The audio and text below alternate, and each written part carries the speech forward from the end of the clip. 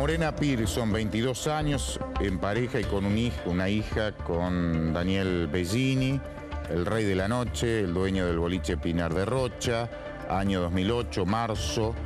Ella es bailarina también del boliche, tiene un incidente dentro del boliche, había tomado alcohol, según Bellini, cruza la calle, pocos metros tiene la casa, una cuadra, va a su casa, Bellini la sigue. Él dice que, en otras palabras, que le dice que ya está, esta relación está terminada. Nos vamos a separar. Él regresa porque tenía que tener un negocio, un problema en Luján, con un abogado de Luján.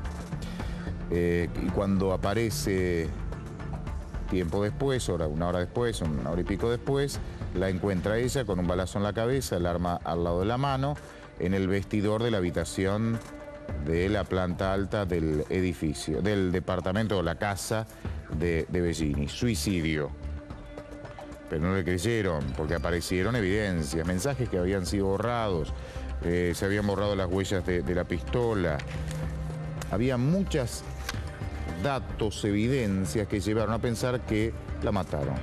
Y el que estaba ahí era Bellini. Y por eso lo condenaron. Bellini dice que es inocente. Él lo cuenta.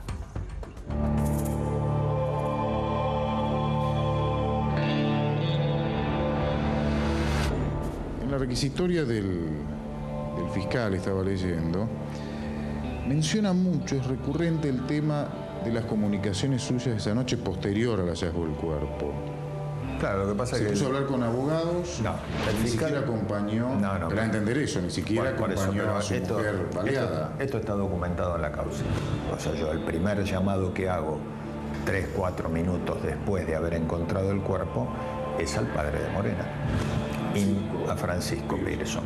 Inmediatamente después del llamado a Francisco Pearson, llamo a mi hijo Valentino, que lo llamo en un montón de boliche. Estaba en el boliche y lo llamo en un montón de oportunidades. Como estaba en el boliche, no me contesta. Yo llamo a un íntimo amigo mío. El hecho de que sea desgraciadamente abogado es lo mismo que si de pronto fuese íntimo amigo de un periodista y me dicen: ¿por qué llamaste a un periodista? Ahora, yo preguntaría algo. A cualquier persona que le ocurre algo por el estilo, y de una dimensión por el estilo, es muy posible que estuviese llamando a alguien con quien pudiese tener algún tipo de conocimiento de esto que me está ocurriendo. O sea, porque lo que me ocurrió era una cosa terrible que me ocurrió. Yo no estoy llamando a abogados para que me defiendan de nada, no había nada de qué defenderme. El padre, en el momento, yo recuerdo cuando fue el caso, y personalmente hablé con el padre en C5N. Las primeras horas hablaba de un suicidio. Pero inmediatamente después cambió y se dio cuenta que... Esas son cosas... Que no era un suicidio. No de hecho, en la causa nunca declaró distinto. Siempre declaró la sospecha que tenía sobre usted cuando declara. Es que declaró una sola vez en la causa. Una sola vez. Bueno. Pero incluso ya había declarado en la causa, y él en los medios decía... daba a entender que era un suicidio, pero después dijo: no, yo estaba diciendo lo del suicidio porque le tengo miedo a Bellini. Seguramente lo termina manifestando así. Yo realmente llegar al extremo de creer que puede estar un padre supuestamente dolidos por la muerte de su hija y que yo de alguna manera excuso todas las cosas que no dijo o que dijo distinto, que dijo mal.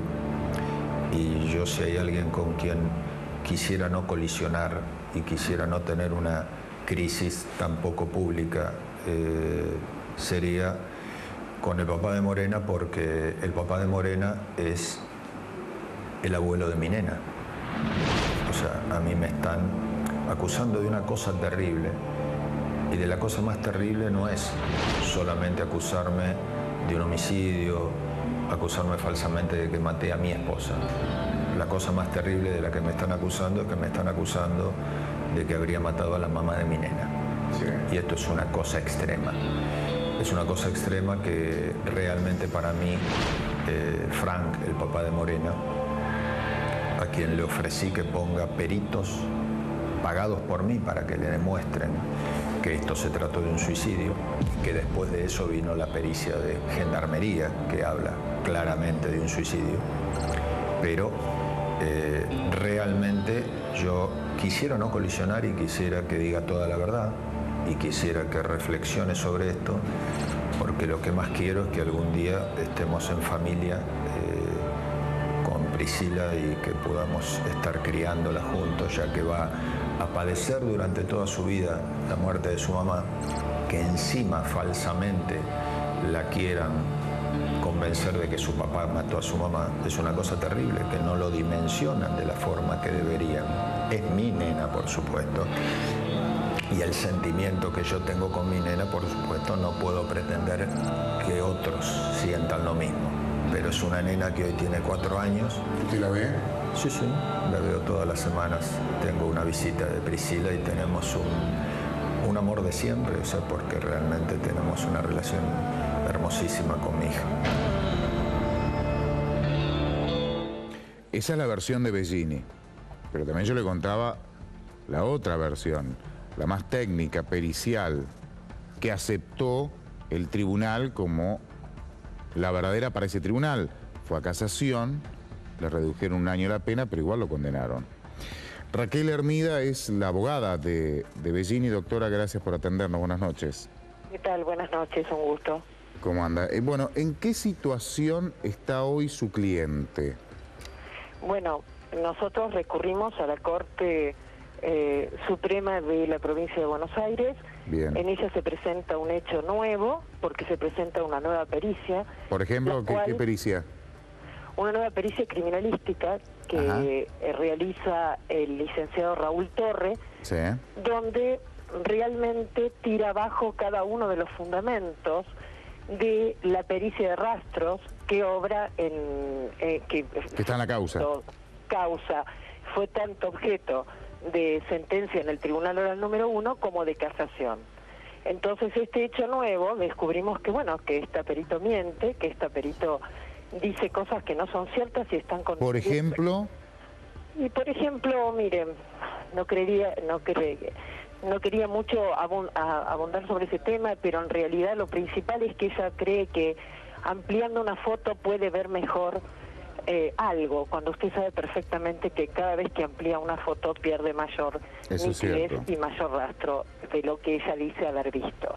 O sea, conceptos erróneos desde el punto de vista de su profesión, conceptos erróneos desde el punto de vista de su credibilidad. Y bueno, y a esa instancia llegamos hoy. Bien. Con Bellini detenido y con un fundamento... Condena a 15 años. Una condena a 15 años. Ahora tiene una condena a 15 años. Sí, exactamente. Bien. La Corte ya anticipó, aceptó tratar el caso, no lo aceptó porque lo puede rechazar. Sí, lo aceptó y está con la pericia, está con esta nueva pericia presentada del licenciado... Raúl Torre interviene. Sí, Raúl Torre, el mismo. Bien, o sea, ya la aceptó, está la pericia, ¿y cuándo estaría la definición? Bueno, no sabríamos decirnos el tiempo que se lo tomará la Corte en tiempo y forma, y bueno, ahora estamos esperando ese resultado y por supuesto nosotros vamos a seguir fundamentando la inocencia en base, en primer término, a las pericias criminalísticas, en segundo término, a todos los mensajes de texto que Morena certificaba que trataba de suicidarse, lamentablemente por su estado emocional. Por otra parte, nunca Bellini estuvo en ese lugar en ese momento, queda todo certificado debido, como él lo explicó bien, con los mensajes de texto. O sea, es lamentablemente un suicidio y por eso seguimos luchando para que se sepa la verdad y para que su hija pueda dormir tranquila y saber que su padre no mató. La hija está con el padre, ¿no? Vive con el padre, vive con la familia del padre. La menor se encuentra... Es una niña de 8 años, una menor. Sí, tiene 8 años, se encontró siempre a cuidado de su tía, que se llama Mirta. Tía estaba a cargo de la niña y hoy comparte con Daniel el tiempo que el imputado está en su quinta. Bellini sigue sosteniendo que es inocente. Sin duda, al contrario, sigue ofreciendo a quien quiera periciales al respecto para certificar que esto es un lamentable suicidio y que él no ha tenido nada que ver con esta causa. Bien, doctora, muchísimas gracias, gracias por su tiempo. No, gracias. El gusto es mío. Hasta luego. Adiós, adiós. Bellini sigue sosteniendo lo mismo. ¿Usted le cree? Lo cierto es que hace un relato que parece ser creíble. Pero hay otras cuestiones que no parecen ser creíbles, que no, le derrumban parte del relato. Cuando hay otras cuestiones, los mensajes de texto, los del arma, el arma que en realidad era de la tía y él la había comprado. Es un caso complicado. La justicia hasta ahora sostiene que Bellini es culpable. De hecho, lo condenaron a 16 años de prisión, 15 años le dio casación. Ahora la doctora dice que hay un nuevo peritaje que hizo Raúl Torre, licenciado Torre, y con ese peritaje lo está analizando la Corte. ¿Lo volverán a condenar o ese nuevo peritaje lo dejará absuelto? Una pausa muy breve, se lo contamos al regreso. Y además le vamos a contar cómo es la vida de Bellini hoy. ¿Por qué no está siempre en la cárcel? Se lo contamos.